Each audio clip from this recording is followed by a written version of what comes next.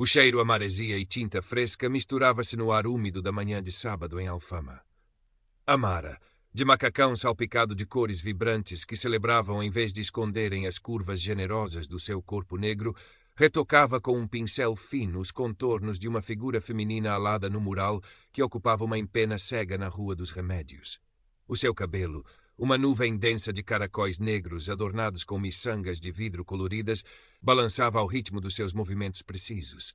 Dona Lourdes, uma vizinha de 70 e poucos anos, cuja varanda florida parecia competir em cor com o mural de Amara, aproximou-se com um pires na mão. Menina Amara, toma lá um pastelinho de nata ainda morno, para adoçar a tua arte. Amara sorriu, o seu rosto iluminando-se. Obrigada, Dona Lourdes. A senhora é um anjo. Anjo, anjo. Ora essa. A idosa suspirou, os seus olhos pequenos e brilhantes a percorrerem o mural e depois o corpo de Amara. Tens tanto talento, filha. Uma pena este mundo ser feito à medida dos magros e dos brancos, não é? Mas tu não te deixas ir abaixo, pois não? O sorriso de Amara vacilou por um instante, uma sombra fugaz a cruzar-lhe o olhar.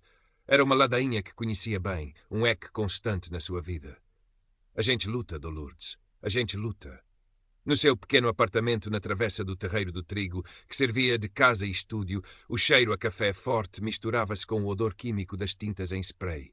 Latas coloridas empilhavam-se em cantos, telas inacabadas encostavam-se às paredes e cadernos de esboços e poemas cobriam a mesa da cozinha. Amara, agora com um turbante a proteger o cabelo, relia o e-mail no ecrã do seu portátil antigo.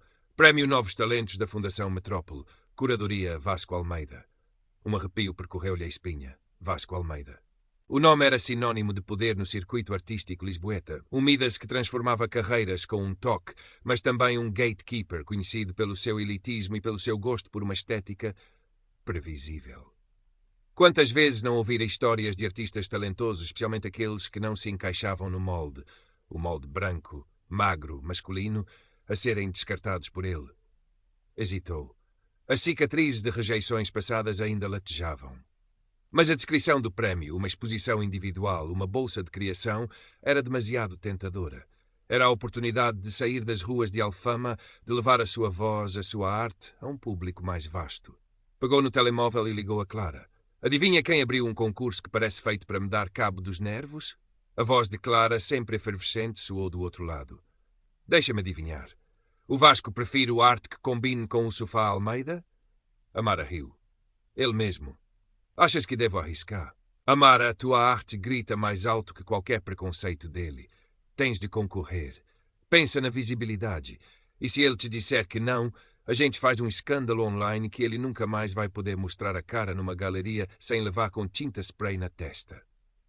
A primeira visita à Fundação Metrópole, um cubo de vidro e betão asséptico na zona ribeirinha, foi como entrar num universo paralelo.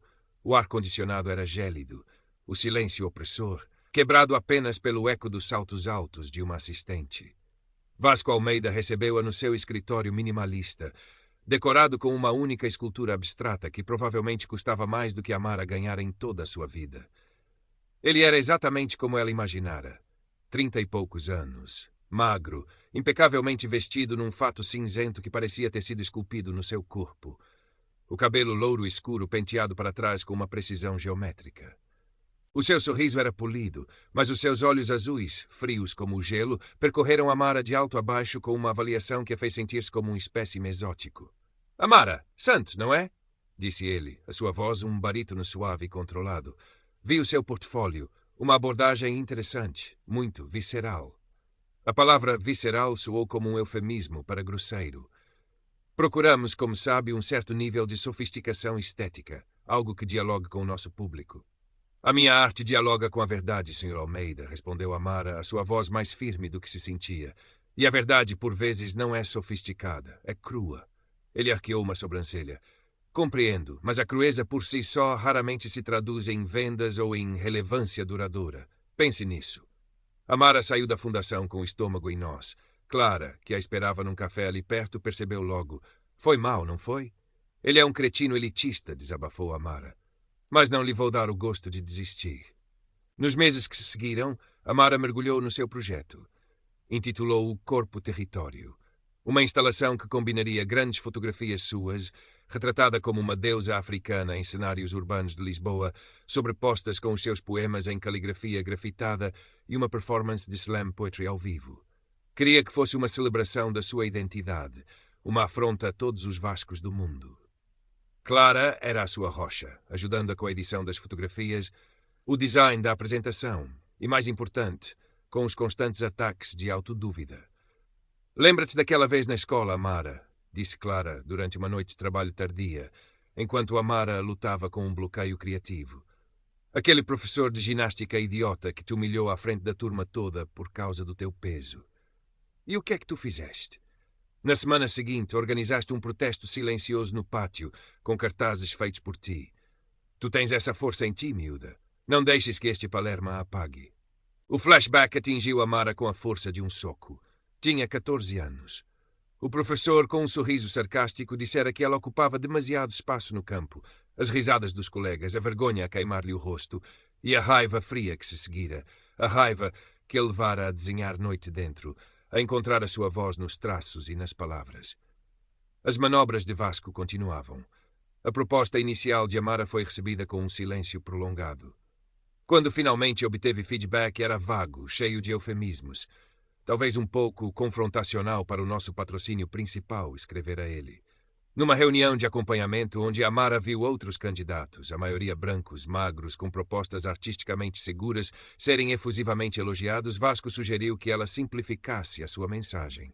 Menos biográfico, talvez, mais universal. O que há de mais universal do que a luta por ser quem se é, Sr. Almeida? Retorquiu Amara, a voz gelada. Numa noite de microfone aberto organizada pelo coletivo Tinta Livre, um grupo heterogêneo de artistas de rua, poetas e ativistas que se reunia num armazém recuperado em Marvila, Amara testou um dos poemas de Corpo Território. A sala, cheia de fumo e da energia crua da criação, ficou em silêncio, enquanto a sua voz ecoava, fortemente. Chamaram-me espaço ocupado. Eu disse, sou o universo em expansão. Rotularam-me cor da noite. Eu disse, sou a tela onde as estrelas dão a mão. O aplauso foi ensurdecedor.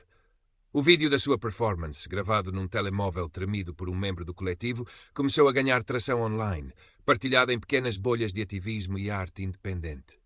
O Sr. Mateus, dono do café em Alfama que Amara frequentava, viu o vídeo partilhado pela sua neta. Franziu o sobrolho, intrigado. Aquela rapariga que via quase todos os dias a rabiscar nos seus cadernos tinha uma força inesperada. Vasco, no entanto, não se demoveu. Começou a esquecer-se de a incluir em e-mails com informações logísticas cruciais para a montagem da exposição dos finalistas.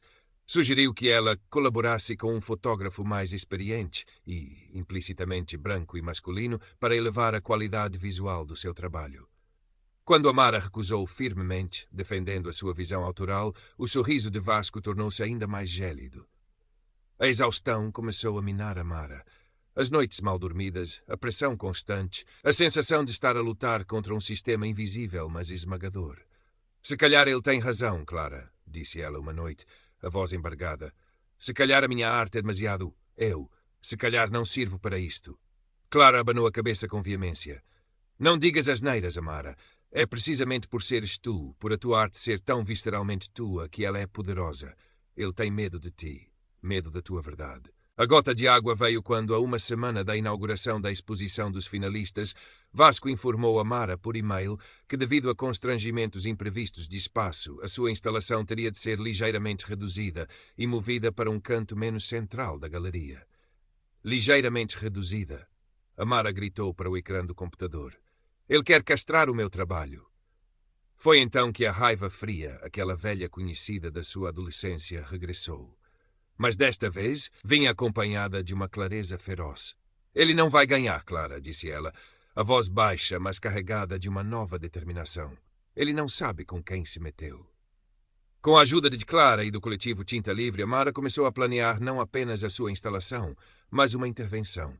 Reescreveu parte da sua performance de slam poetry, incorporando, de forma anônima, mas inconfundível, algumas das frases mais condescendentes de Vasco. O coletivo preparou uma surpresa digital, mobilizando a sua rede de seguidores. A noite da inauguração chegou, carregada de uma eletricidade palpável. A Fundação Metrópole fervilhava de gente elegante, copos de vinho branco e conversas abafadas. Vasco, no seu papel de anfitrião, deslizava pela multidão distribuindo sorrisos falsos e apertos de mão. Quando viu Amara no seu canto, agora ainda mais reduzido, aproximou-se com um ar de falsa solicitude. Amara, querida, lamento imenso estes pequenos contratempos, mas tenho a certeza que o seu nicho de público apreciará o seu esforço. Amara sorriu-lhe de volta, um sorriso que não chegou aos olhos. Tenho a certeza que sim, Sr. Almeida. Quando chegou a sua vez de apresentar o trabalho, e Vasco a introduziu com palavras que equilibravam o elogio superficial com uma subtil condescendência. Uma voz singular que nos traz uma perspectiva diferente das periferias da nossa paisagem artística, Amara respirou fundo. O pequeno espaço parecia sufocante, mas ela lembrou-se do universo em expansão dentro de si. Começou a sua performance. A sua voz, inicialmente um sussurro, ganhou força, ecoando pela galeria. As fotografias projetadas atrás de si, o seu corpo nu, pintado, forte, belo, emoldurado por azulejos de Alfama ou pela arquitetura fria da Baixa, eram um murro no estômago da complacência. Disseram-me que o meu corpo era um erro, uma falha na matriz do belo. Eu respondi, o meu corpo é um manifesto, um grito de liberdade em amarelo, vermelho, preto. À medida que recitava, frases anônimas, mas dolorosamente familiares para ela. Falta universalismo, demasiado pessoal, um pouco confrontacional, apareciam projetadas sobre as suas imagens como cicatrizes visuais. A audiência, inicialmente perplexa, começou a perceber. Olhares curiosos e desconfortáveis viraram-se para Vasco, cuja compostura começava a rachar. Então o golpe final. No auge do poema, enquanto Amara declarava: "A minha pele não é convite ao vosso escrutínio, o meu volume não é déficit de disciplina." Os ecrãs dos telemóveis na sala iluminaram-se quase em uníssono. Clara e o coletivo Tinta Livre tinham lançado a campanha Meu Corpo, Minha Arte Lisboa, com um vídeo poderoso que misturava imagens da performance de Amara com testemunhos anónimos de outros artistas sobre as suas experiências com o elitismo e a discriminação no mundo da arte lisboeta. O nome de Vasco não era mencionado diretamente, mas a implicação era clara. A performance de Amara terminou num silêncio denso, pesado. E depois uma pessoa começou a aplaudir. Era o Sr. Mateus, que Amara convidara e que estava ali de pé no meio da multidão elegante, os seus olhos brilhando. O seu aplauso foi o rastilho. A galeria explodiu numa ovação que parecia querer deitar abaixo as paredes brancas e imaculadas. Vasco estava lívido. Tentou dizer alguma coisa, retomar o controlo, mas a sua voz foi engolida pelo barulho. Jornalistas e bloggers presentes, farejando uma história muito mais sumarenta do que uma simples exposição de finalistas, cercaram Amara. Nos dias e semanas que se seguiram, a tempestade mediática não abrandou. A performance de Amara tornou-se viral. Outros artistas, encorajados pela sua coragem, começaram a partilhar as suas próprias histórias. A Fundação Metrópole, apanhada no olho do furacão, emitiu um comunicado vago sobre rever as suas políticas de diversidade e inclusão e anunciou o afastamento temporário de Vasco Almeida da curadoria de futuros eventos. A sua carreira, antes tão brilhante, estava agora indelevelmente manchada. Amara não ganhou o prémio Novos Talentos nos termos definidos por Vasco, mas ganhou algo infinitamente mais valioso. Ganhou a sua voz, amplificada por milhares. Ganhou o respeito da sua comunidade e de uma nova audiência. E ganhou a oportunidade de realizar o seu sonho. Com o apoio de uma campanha de crowdfunding que se seguiu à sua viralização e com a ajuda incansável de Clara e do coletivo Tinta Livre, Amara encontrou um espaço devoluto em Alfama, uma antiga padaria com paredes de pedra e um pequeno pátio interior. Nos meses seguintes, transformaram-no no Quilombo Criativo, um centro de arte comunitário, um espaço seguro e vibrante para artistas da diáspora, para corpos dissidentes, para vozes que, como a sua, se recusavam a ser silenciadas. A cena final não é de um grande prémio ou de reconhecimento institucional formal. É Amara, num domingo soalheiro, aos últimos retoques num enorme mural na fachada do Quilombo Criativo. O mural é uma explosão de cores, figuras e palavras, uma celebração da diversidade e da resiliência. Crianças do bairro, de todas as cores e tamanhos, pintam ao seu lado as suas risadas ecoando pela rua. Clara está lá a documentar tudo com a sua câmara.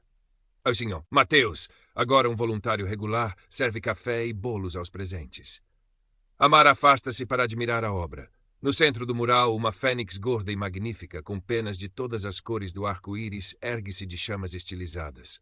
Um sorriso sereno, mas poderoso, ilumina o rosto de Amara. A luta, ela sabia, não terminara. O preconceito não se extinguia com uma performance ou uma campanha viral. Mas ali, rodeada pela sua comunidade, pela sua arte, pela sua verdade, Amara sentia-se finalmente em casa. Um universo em expansão a brilhar intensamente.